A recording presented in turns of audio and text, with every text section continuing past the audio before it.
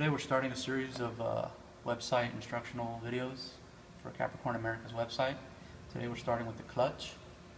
This is the new XRD motor. This is actually one of Reno's motors. We're just going to start with that. He keeps them in a Ziploc. He does this so when he stores it, whether it's in a garage or wherever you might keep your stuff, at least it's not going to get humidity in the motor, which will ruin bearings over time. One of the worst things you can do is get humidity in the motor. Today we're going to take off the clutch, we're going to assemble the whole thing, and then we're going to reassemble it, giving you the settings for what is here, the sedan, but we will also mention the A-scale settings as well throughout the video. So we're going to start with the removal of the clutch. I'm going to take off the thrust bearing assembly with the bell. Take everything out. Kind of organize ourselves. Take out the bearings. And that bearings are there. Take out the inner bearings. Okay. Whatever washers you might have in there for what you did for your end play. Remove the nut. This spring is what we recommend. It's what we use.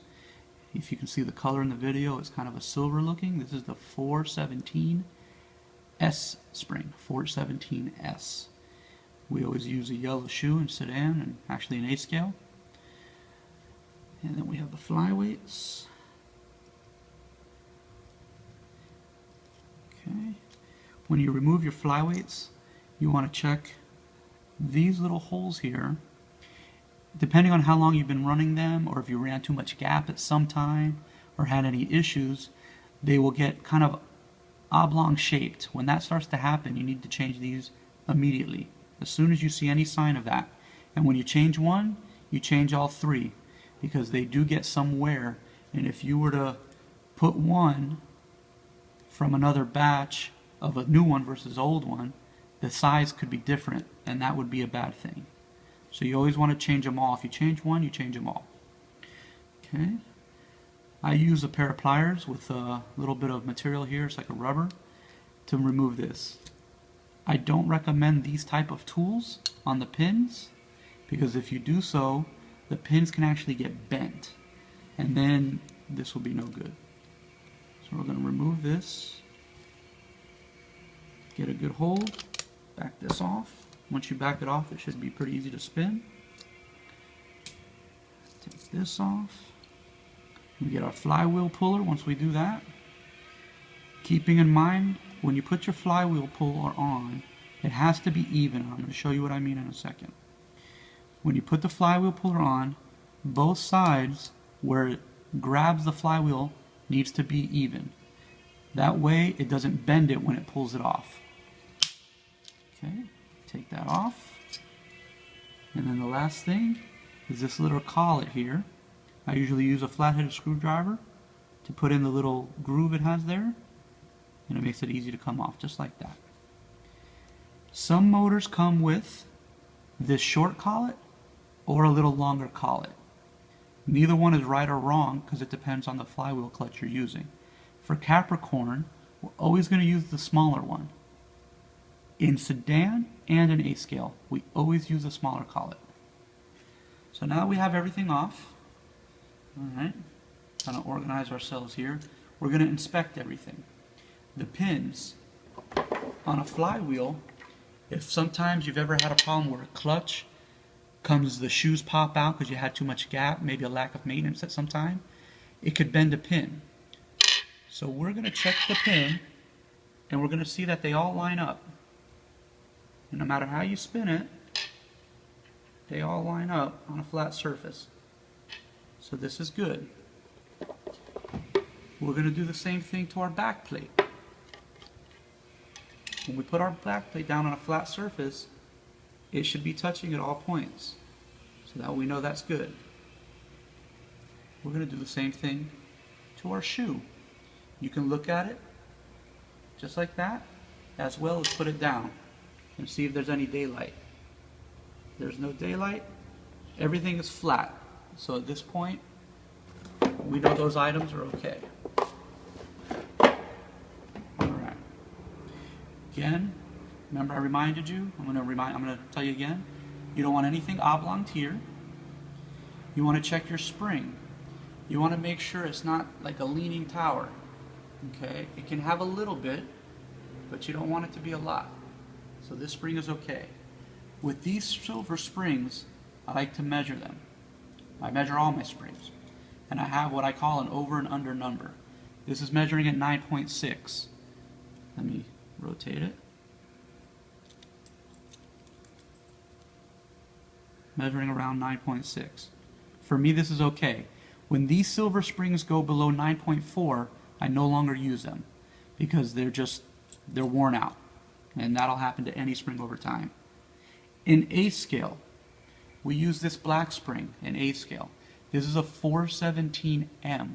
That's the part number, 417M. These springs come very small in comparison to this. These springs come at around 9.4, 9.5. These are a harder spring. They hold it at that size quite a bit longer. If this gets below 9.2, I throw these away as well. Okay. So what we're going to do, we're going to clean our parts that need to be cleaned, and we're going to inspect everything like we have been. So I get a paper towel.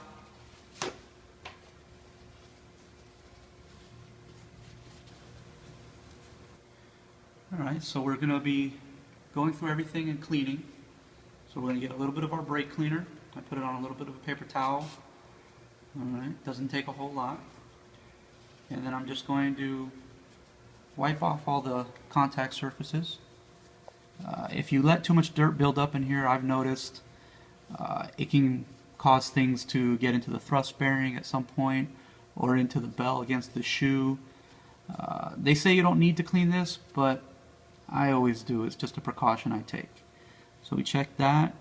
This all looks good. This looks good. Just check our bell where it contacts the shoe. And you see how that came out.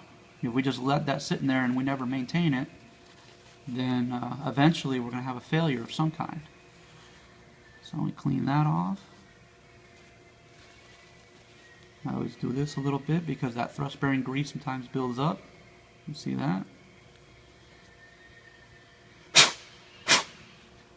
And for now, everything else looks pretty good. The bearings are fairly new. We're just going to grease them up or put oil in the bearings, and at the end we'll do the thrust bearing. So now we're ready to start putting everything back together. So we're going to start with the cone. And the cone, remember I use a screwdriver to help push it on. Makes it easier. Now, when we put this on, oh, I know what I wanted to show you.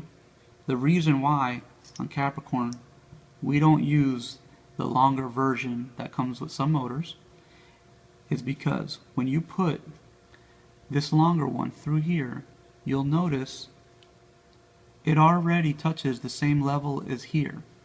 And when you put on this nut, it actually doesn't tighten the flywheel down. This nut starts to press against that collet. And then when you go on the straightaway and this loosens up, it over revs your motor and blows a conrod. That's why we don't use this longer collar. When you use the shorter collet, you'll notice it's a little harder to see because this particular one is black. There's a space there now, and when we tighten this down, when it sucks it all together, there's still going to be a gap, and the flywheel will actually be tightened, and then you won't have a chance of it coming loose and blowing a conrod. I didn't want to forget to mention that. So we put this on. We put this on. And we're going to tighten this down. Now remember, when we tighten this down, I use this type of tool. You grab it firmly because we're going to tighten this pretty hard.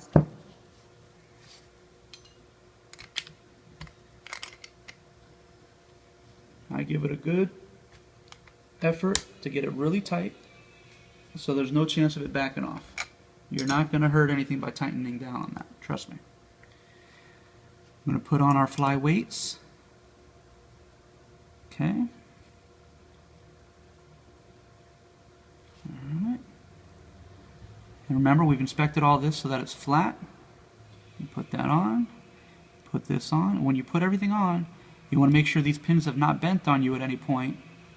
So you just make sure everything goes on smooth, which this does. Put everything together. This is the sedan spring we use. It's the 417S. Alright. And we put this spring nut on.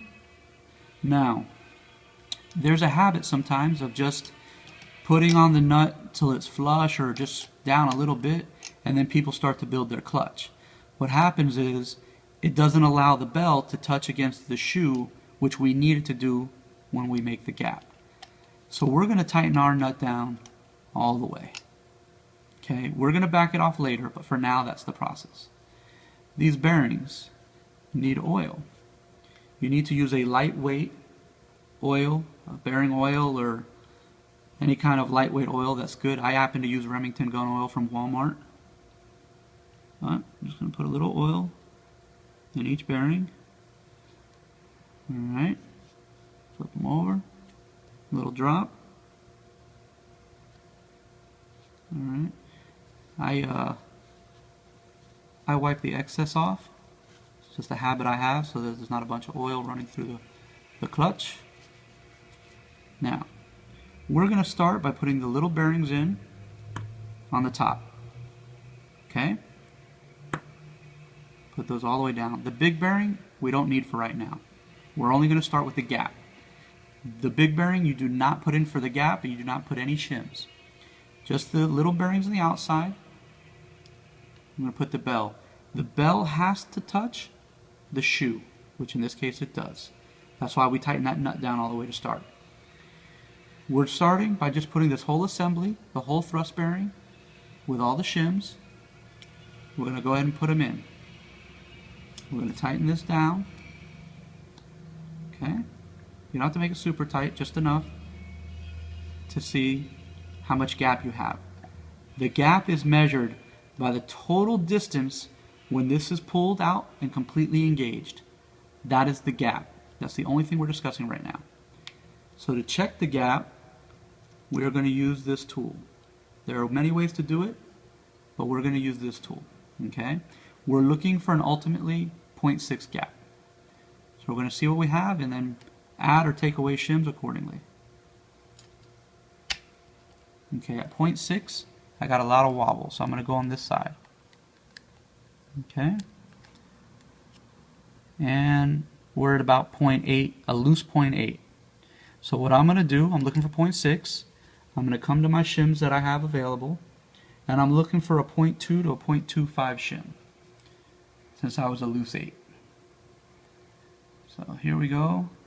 I have a 0.28. I'm going to try to find something around 0.24. There's a 0.26. 0.25. We'll start with a 0.25. That's pretty close.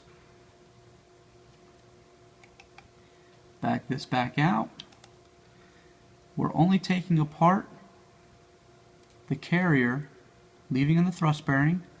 We're adding this to the outside of the thrust bearing. It's very important. We're still only working with the gap.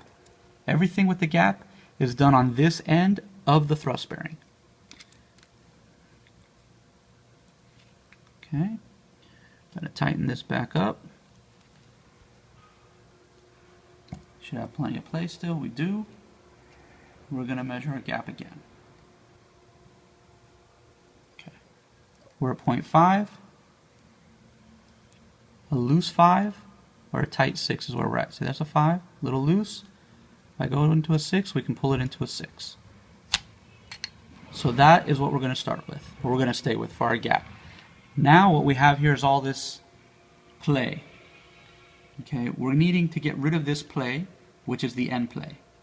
So to do that, we work from the inside now. Keeping in mind, once the gap is set, we never change anything here. This is our gap. Nothing here changes from this process forward. Now what we do is the end play. So for the end play, we're going to first install the bearing with no shims, and we're still touching the shoe. Ultimately we have to get off the shoe now because of the end play. So we're going to add shims. We have to see how many we need to add. We'll start with this one. It's a pretty big shim. Might be too much. We have to see. Okay, we're off of the shoe. Now we need to put it together and check our end play. Keeping in mind, we still have not touched any shims here, and we're not going to, because our gap is set. This end play is too much. We're looking for about 0.1. So we're going to measure it. To measure the end play, you have to push the bell down. Pick a point and measure, keeping the bell pushed down. We're going to take that off. We're going to zero the caliper. We're going to pull the bell up. And we're going to check it again, and we're going to find out our difference. Our difference is 0.4. We have a 0.4 end play. We don't want 0.4. We want 0.1 to 0.2 maximum. So we're going to take off everything. Keeping in mind, we're not touching the gap. We're doing the end play now. So everything gets taken off, and we're going to add the shim here. This is the end play shim that we're talking about. We had 0.4. We want 0.1, so we need to add a 0.2.5 to a 0.3. So we're going to look for a 0.2.5 to 0.3 shim. 0.28. We're going to see if this works. Going to add that. Put back the bearing. Put back the complete assembly. Tighten this down again. Should spin free, which it does. Should have some play, which we don't. Not enough anyways, not even measurable. So the 0.28 we put was a little too much. I'm going to come back. That's the bearing. The 0.28 shim is the only shim I'm going to take off. Put this one back. This was 0.28. Let's double check our measurements, make sure we picked up the right shim. 0.28. So we're going to find something maybe 0.25, 0.24, 0.26, 0.26,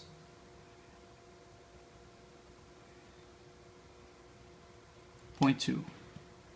Let's try this one. Put back the bearing, put back the complete assembly, tighten it down, and we'll check it again. It's a little tedious process, but clutches are very, very important, and measurements are super important. Wrong measurement can cause a lot of problems. Okay, we have what I think to be a perfect amount of end play, and we're going to measure it. So again, push down on the bell, get your point, zero it out, zero the caliper, push up as hard as you can on the end bell, and do the same process. And we got 0.1. So we're perfect. And if you look, it might be hard to see because it's very small to measure, but the bell does move just ever so slightly. The reason you need the end play is for the life of the bearing. The more end play you create, the harder it is on the thrust bearing, and the easier it is to burn the bell. With the right amount of end play, which is 0.1, you'll save the bell and you'll save the thrust bearing. Okay, so now that we finished the end play, we have to go back and actually set the preload of the spring, because remember we had tightened it all the way down. We're going to take this off, remember not to let the shims come out, the bearing, and then all the shims we put for the end play, so we're not losing anything. We preload the spring for multiple reasons. One is to set the gap properly. The other one is when you get a brand new spring, it's usually a little bit longer than the first time you're ever going to use it. This helps you to preload the spring for that very first use. Alright? Now what we're going to do is set the spring preload. On these clutches with the 0.6 gap, the preload can vary depending on the tension of the spring. A newer spring, you might start out at 0.4, a used spring 0.5, 0.6. We're going to go ahead and set this one at about 0.5. Okay? So to do this, it's kind of the same way you measured the end play. You're going to pick a spot under the thread, or next to the threads, and check. You're going to zero out the caliper. You're going to come here and check the difference on top of the threads. And that's how much preload the nut has. In this case we have 0.3. We're looking for 0.5, or as close to 0.5 as possible. So I'm going to tighten this down a little bit, maybe a quarter of a turn, and see what that does for us. Same process. Next to the threads, go down, clear the caliper. On top of the threads, go down. And the difference, we went too much, it's 0.7. I'm going to back it off about 1/8 of a turn and check everything again. Same process. Next to the threads, zero it out on the threads. Okay, and we're closer, we're about 0.6. I'm going to back it off a little bit more. Alright. Check it again. Clear ourselves. On top of the threads. We're at 0.47. I'm going to take that. Alright. So then what we do, this is our preload of our spring. Okay? Keep that in mind. Now we're just going to put everything back together. So we got our washers, that was what we used to set our end play, our inner bearing. We're going to put our bell on, and we're going to lube the thrust bearing. So we're going to pull this off, okay, to the thrust bearing point, keeping in mind we don't want any of those washers to come out. Okay. We use this black grease. It's actually from Capricorn. I've been using it for many years with great success. Very rarely, if ever, have I had a thrust bearing go out. You're just going to pack this with grease through all the balls. You want to get a good coat. Okay? And then you're going to put it back in. Tighten it down. Make sure it's tight. Everything spins okay. Feel the gap is the same. Everything's the same. So we are good. We have a complete clutch. You want to make sure you service your clutch properly and often. I would say for a complete service of a clutch, at least once every hour and at the beginning of every race day. And the bearings, you want to service a good every 30 minutes of run time, and also the inner bearings with oil. That way you don't have any failures during any of your qualifiers or your mains.